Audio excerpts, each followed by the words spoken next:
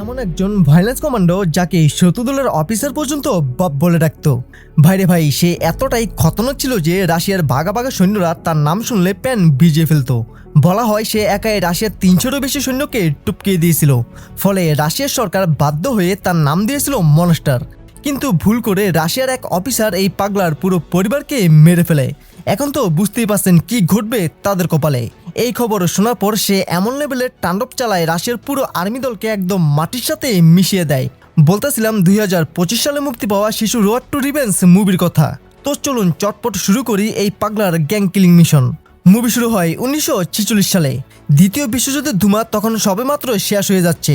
এরপর আমরা দেখি আতামি নামের একজন ফিনিশ সোলজারকে। সে কি লেভেলের খতরনাক তা তোমরা ভিডিওর সামনেই জানতে পারবে। আতামি তার কাছে থাকা 20 কেজি সোনা বিক্রি করে সবেমাত্র বাড়ি ফিরে এসেছে। কিন্তু দরজা খুলেই তার শরীর পুরাই গরম হয়ে যায়। ঘরের জিনিসপত্র চারিদিকে ছড়িয়ে ছিটিয়ে আছে। আশেপাশে কোথাও তার স্ত্রী আর সন্তানকে সে দেখতে পায় না। আতামি বুঝতে আর বাকি থাকে না, এখানে নিশ্চয়ই কোনো ঝামেলা আছে। আসলে 2 বছর আগে আতামি যখন যুদ্ধে গিয়েছিল তখন সোভিয়েত সৈন্যরা তার পুরো পরিবারকে নির্মমভাবে হত্যা করেছিল। তারা তার ছোট ছোট বাচ্চাদেরকেও রেহাই দেয়নি। এখন তো বুঝতেই পারছেন এই পাগলা সোভিয়েত সৈন্যদের উপরে কি লেভেলের তাণ্ডব চালাবে। এরপর সে তার পুরো বাড়ি ঘুরে ঘুরে দেখতে থাকে। প্রতিটা কোনায় পুরনো সব স্মৃতি, প্রতিটা দেওয়ালে লেগে আছে তার সন্তানের হাসি। আতামি সিদ্ধান্ত নেয় সে এই জায়গা থেকে অন্য কোথাও চলে যাবে, কারণ এই এলাকা ফিনল্যান্ড আর সোভিয়েতের মধ্যকারে একটা চুক্তি হওয়ার কারণে পুরো জায়গাটাই সোভিয়েতের আন্ডারে চলে গেছে। তবে আতামি তার পরিবারের সে স্মৃতিটুকু ধরে রাখতে চায়, তাই এই পুরো বাড়িটাকে সে তার সাথে করে নিয়ে যেতে চায়।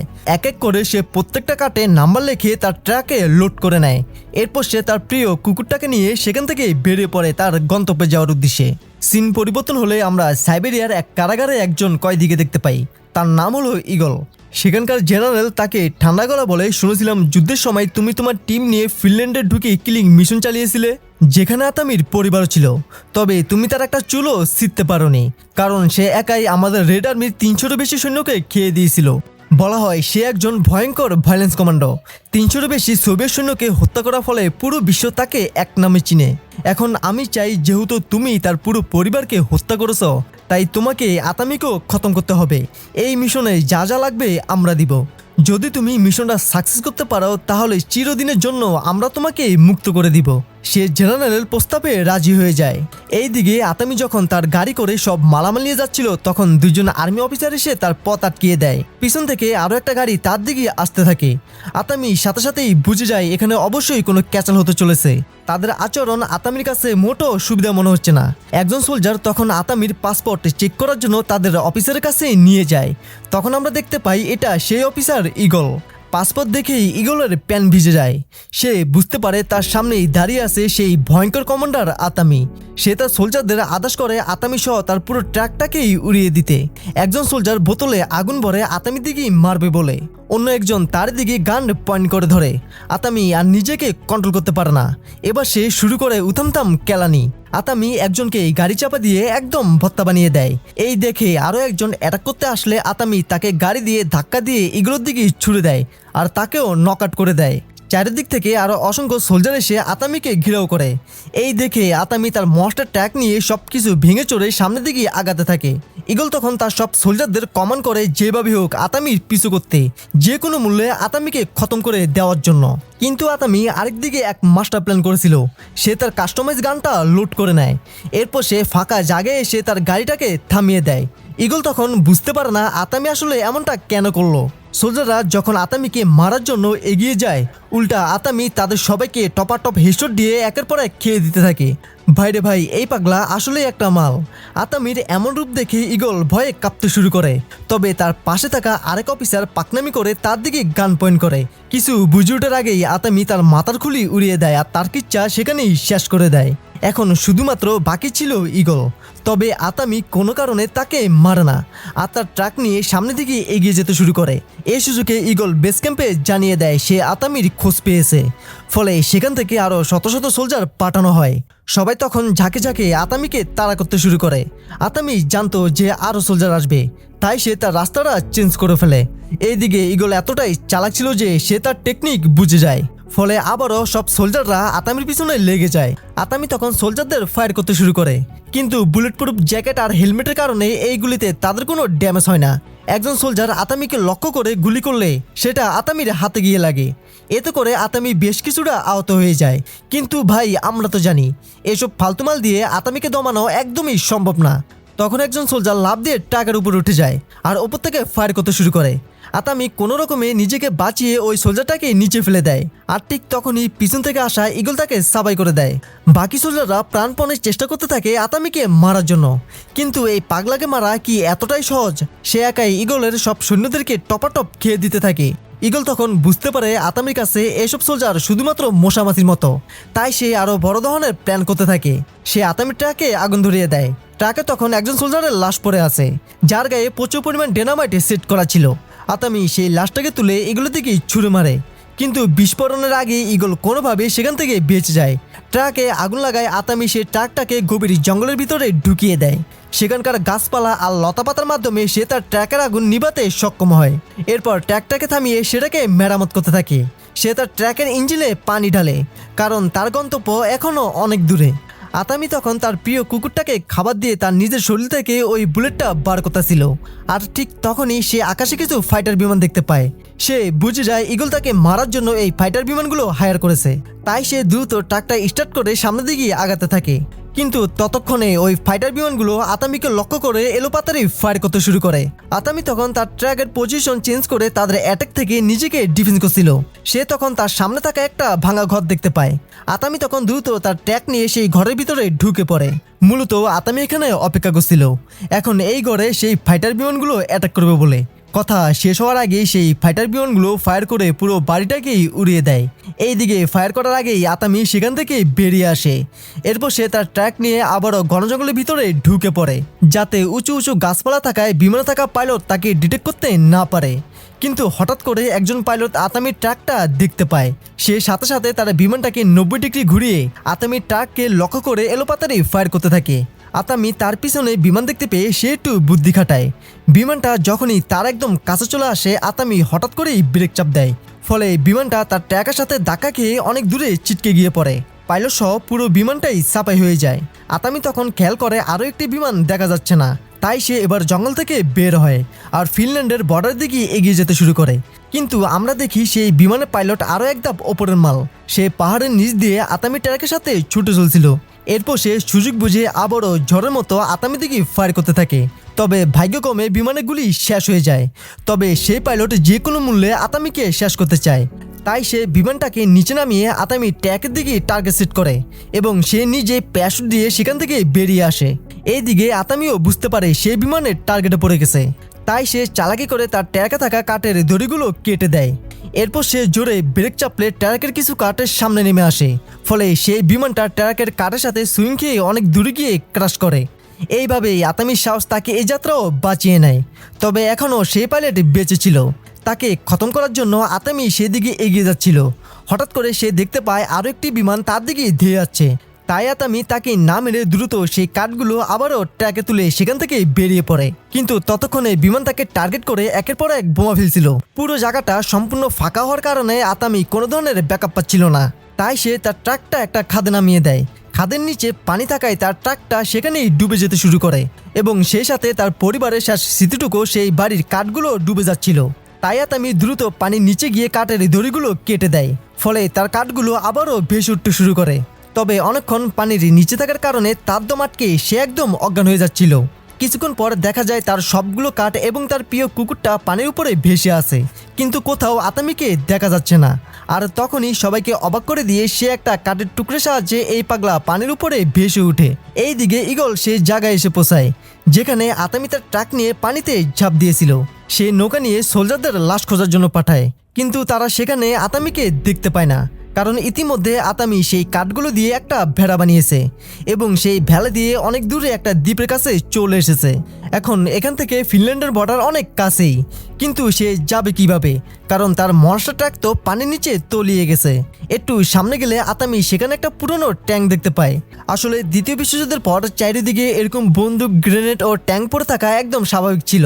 আতামি তখন ট্যাঙ্কের ভিতরে গেলে সে অনেকগুলো অস্ত্র দেখতে পায়।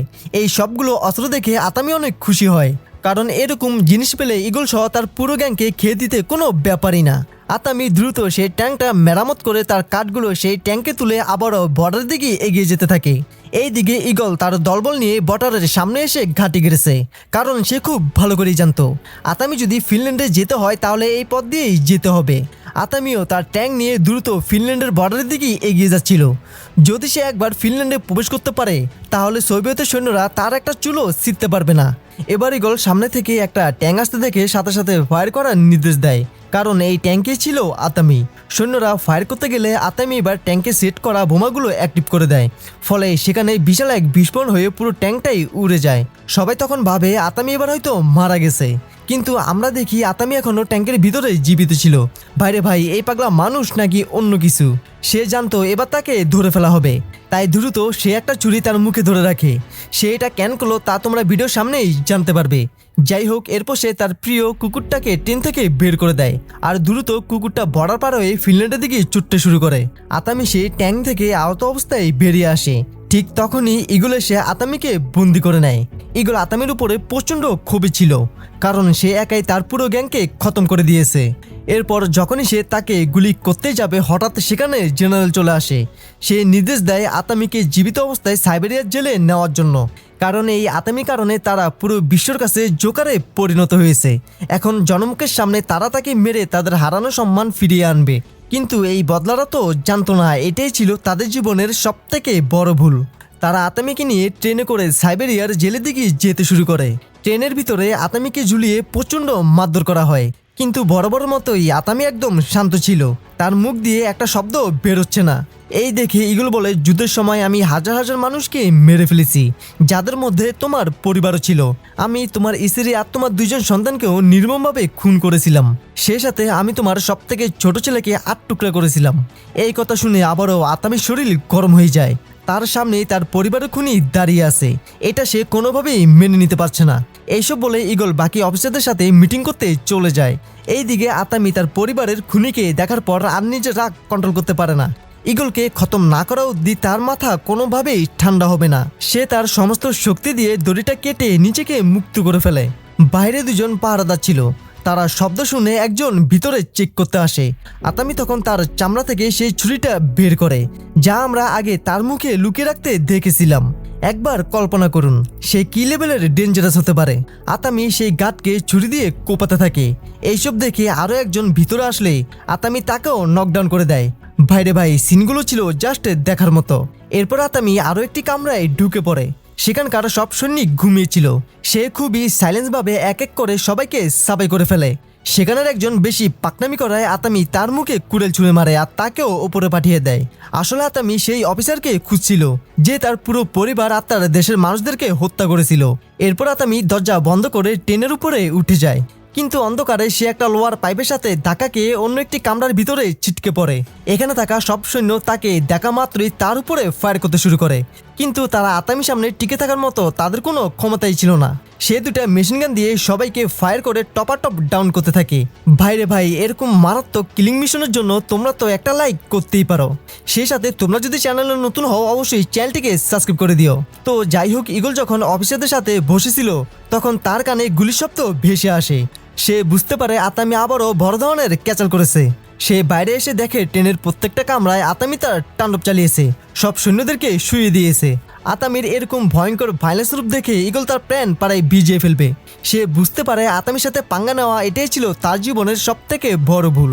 ভয়ে সে ট্রেন থেকে আতামির কামরাটা আলাদা করে দেয়। ঠিক তখনই আতামি বাইরে এসে দেখে ঈগল পালিয়ে যাচ্ছে। আতামি তখন একটা জিনিসের ওপর থেকে টান দিয়ে কাপড় সরিয়ে দেয়, আর আমরা দেখি এটা একটা ভয়ঙ্কর মিসাইল ছিল। ঈগল তখন ভয়ে সেই অফিসারদের রুমে গিয়ে তাদেরকে মারতে থাকে। জেনারেল তখন ঈগলকে অনুরোধ করে বলে, আমাকে মেরো না, আমাকে ছেড়ে দাও, এখানে অনেকগুলো টাকা আছে, তুমি এই টাকাগুলো নিয়ে যেতে পারো। কিন্তু ঈগল তাদের কোনো কথাই শোনে না। সে বলে, তোদের কারণে আমি তখন আতামিকে মারতে পারিনি, ফলে আজ আমি আমার জীবন নিয়ে টেনশনে আছি। এরপর ঈগল একে একে করে সব অফিসারদেরকে ওপরে পাঠিয়ে দেয়। এর মধ্যে আতামি সেই মিসাইলটা অ্যাক্টিভ করে দিয়েছে, ফলে সেই মিসাইলটা বিদ্যুতের গতিতে সামনের দিকে এগিয়ে যেতে থাকে এবং এক পর্যায়ে সেটা গিয়ে ট্রেনের সাথে আটকে যায়। এরপর আতামি গিয়ে সোজা ঈগলের উপরে ঝাঁপিয়ে পড়ে। ফাইনালি শুরু হয় 2 দানবের মধ্যে একটা ভয়ঙ্কর ফাইটিং। ঈগল নিজেও ছিল একজন সিনিয়র কমান্ডো, ফলে কেউ কাউকে চুল পরিমাণও ছেড়ে দিচ্ছে না। ইগল আতামিকে মারলেও আতামি কোনো রিয়াকশন দেয় না। এই দেখে ইগল বলে, তুই কোনো মানুষ না, তুই একটা মনস্টার। এত অ্যাটাকের পরও তুই মরস না কেন? আতামি তখন চালাকি করে আবারও সেই মিসাইলের কাছে চলে যায়। এরপর সে ইগলকে টার্গেট করে সেই মিসাইলটা অ্যাক্টিভ করে দেয়। ফলে মিসাইলটা সোজা ইগলের দিকেই যেতে শুরু করে। এই সুযোগে আতামি তার কামরাটা ট্রেন থেকে আলাদা করে দেয়। এরপর ধুম করে বিশাল এক বিস্ফোরণ হয়ে ইগলের কিচ্ছা সেখানেই ক্লোজ হয়ে যায়। সিন পরিবর্তন হলে আমরা দেখি আতামির ট্রেনের ওই কামরা নিয়ে অবশেষে 2 দিন পর ফিনল্যান্ডের বর্ডারের কাছে চলে এসেছে। সেখানকার ফিনল্যান্ডের সৈন্যরা তার পাসপোর্ট দেখতে চায়। আতামি যখন তার পাসপোর্ট দেখায় তারা তখনই তাকে সেলুট করতে থাকে। তারা বুঝতে পারে এই ব্যক্তি সেই কমান্ডো যিনি একাই রাশিয়ার প্রায় 300-এরও বেশি সৈন্যকে খেয়ে দিয়েছিল। যাই হোক, এরপর আতামি ফিনল্যান্ডে ফিরে তার ওই বাড়ির কাঠগুলো দিয়ে নতুন করে একটা বাড়ি বানাতে শুরু করে। ঠিক তখনই আমরা কিছু লোকদের দেখতে পাই যারা কিনা হাতে অস্ত্র নিয়ে তার দিকে এগিয়ে যাচ্ছে। এটা দেখে আতামি আবারও রেডি হয়ে যায় তাদের সাথে লড়াই করার জন্য। কিন্তু তারা কাছে আসলে দেখা যায় সেই লোকগুলো আইছে আতামিকে বাড়ি তৈরি করার জন্য সাহায্য করতে। এটা শুনে আতামি অনেক খুশি ও ইমোশনাল হয়ে যায়। এরপর তারা সবাই মিলে আতামিকে তার বাড়ি বানাতে সাহায্য করে। আর এই সুন্দর দৃশ্যের মধ্যে দিয়ে আতামির ফাইটিং কিলিং মিশন শেষ হয়।